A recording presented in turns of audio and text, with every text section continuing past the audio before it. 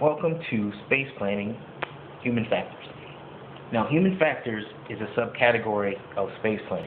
And when you think of that word, you think about human factors such as a person's height, length, weight, advantage, disadvantage, and those things are associated with human factors.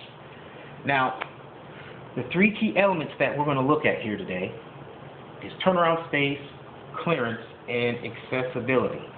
The first one here is turnaround space. This key element here allows somebody that is wheelchair bound to stay mobile and have access throughout the entire space.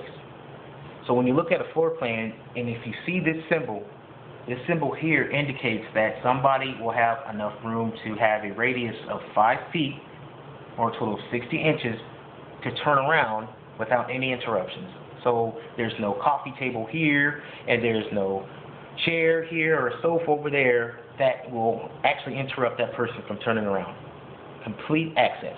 That's the whole point of this element right here, turnaround space. Now, the next one is clearance. Clearance is associated with turnaround space because it allocates space within an area to move around freely. And here, a total of 3 feet or 36 inches allows an able body to move freely and have access to any other room within the living area, whether it's residential or commercial. So if I have an entrance here and a doorway here, if two people are passing within this area or hallway, we call it the passageway, there won't be any interruptions. There'll be enough room for that person to pass without bumping shoulders, and that can lead to a lot of problems. So with this element right here, it's very important that you have enough room for this to function right. You can even downsize it to 2 feet 6 inches, and from there you could gradually expand it. And after so many feet, it becomes a corridor. That's what they call it once it's past 3 feet or 36 inches. It becomes a corridor, which you might see within a hospital or a cathedral or anywhere there's like a waiting room. Okay. Now, with accessibility, that is a total of both of these put together because you're allowing complete access within a living environment, whether it's residential or commercial. Let me stress that because it has to be in both areas, within both types of buildings. This means that with turnaround space, clearance, and other ADA factors, which is Americans with Disability Acts, these guidelines are associated with accessibility. So what they're saying is that we want somebody that's physically impaired, or it can even be anything as far as ambulatory, which is like people, with a cane or a walker. They will allow these guidelines to be in place so that person can move about freely and have access within a safe environment. So what I'm going to do now is I'm going to show you a 3D model of just a simple floor plan and point out some simple areas that are associated with these two key elements over here. So let me show you.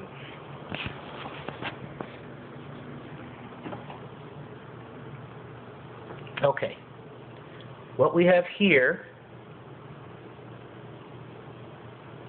is,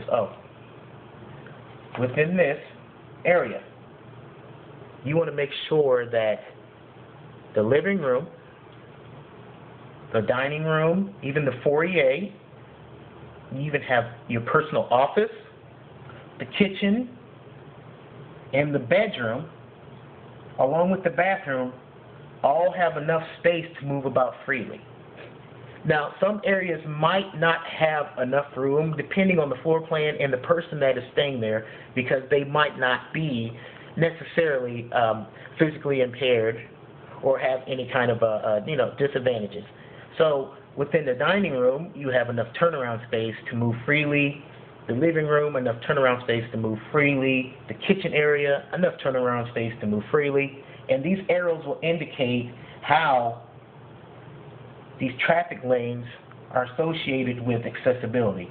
So from here, the hallway, 3 feet, even between furniture space, you might want to have 2 feet 6 inches to 3 feet for leg room, to move around freely as well. So you want this whole entire floor plan to function. And you want to function appropriately. So you don't want any kind of disruptions or anything that's not, or a discrepancy.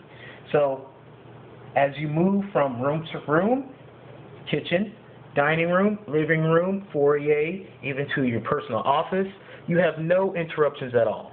So this is what actually needs to be done for a residential home or commercial building to function the way it should be.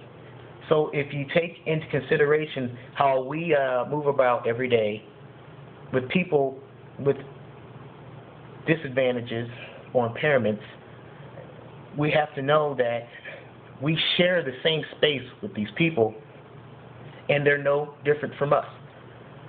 So we have to take into deep consideration on how we conduct ourselves even when it comes to our own homes.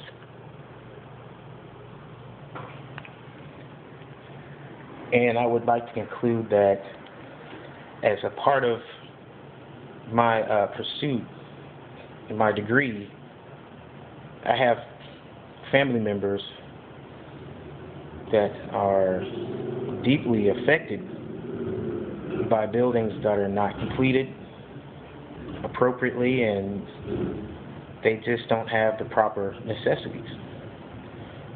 So I would like to thank you for watching this video and sharing my passion on what I love to do.